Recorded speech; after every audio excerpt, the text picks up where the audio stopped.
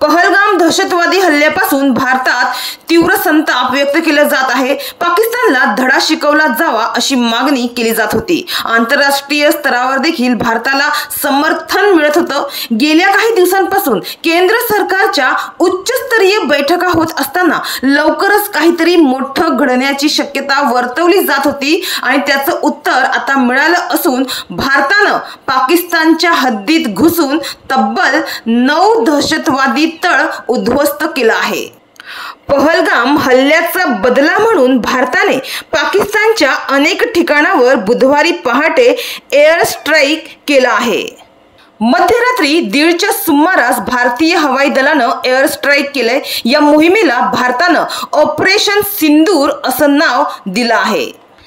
तर wing commander Vyomika Singh यांनी सांगितलं की पहलगाम दहशतवादी हल्ल्यातील पीडितांना आणि त्यांच्या कुटुंबियांना न्याय मिळवून देण्यासाठी भारतीय सशस्त्र दलांनी ऑपरेशन सिंदूर सुरू केले होते। 9 दहशतवादी छावण्यांना लक्ष्य करण्यात आले आणि यशस्वीरित्या त्या नष्ट करण्यात आल्या आहे।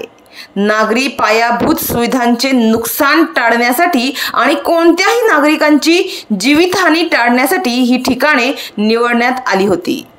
तसेच विंग कमांडर व्योमिका सिंग यांनी पाकिस्तानला इशारा सुद्धा दिला आहे। भारतानं या एअर स्ट्राईक मध्ये पूर्णपणे नियंत्रित कारवाई केली आहे। दहशतवाद्यांच्या तळांवर नियंत्रित हल्ले केले आहेत, पण पाकिस्ताननं जर काही आगळीक केली तर भारतीय लष्कर त्याला उत्तर देण्यासाठी पूर्णपणे सज्ज आहे। यातून परिस्थिती अधिक चिघळू शकते असा इशारा विंग कमांडर व्योमिका सिंग यांनी पाकिस्तानला दिला आहे। was launched by Indian Armed Forces to deliver justice to the victims of Pahalgam terror attack and their families. 9 terrorist camps were targeted and successfully destroyed. Over the last 3 decades, Pakistan has systematically built terror infrastructure. It is a complex web of recruitment and indoctrination centers, training areas for initial and refresher courses, and launch pads for handlers.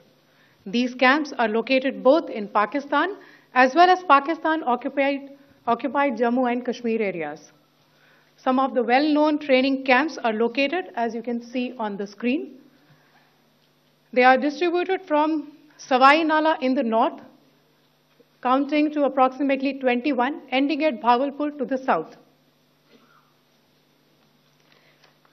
In लक्ष्यों का चयन विश्वसनीय intelligence सूचनाओं के आधार पर हुआ ताकि आतंक गतिविधियों की रीढ़ तोड़ी जा सके और यह खास ध्यान दिया गया कि निर्दोष नागरिकों और सिविलियन इंस्टॉलेशन को नुकसान न पहुंचे।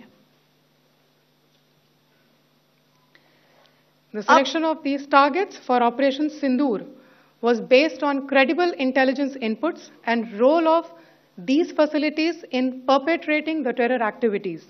The locations were so selected to avoid damage to civilian infrastructures and loss of any civilian lives.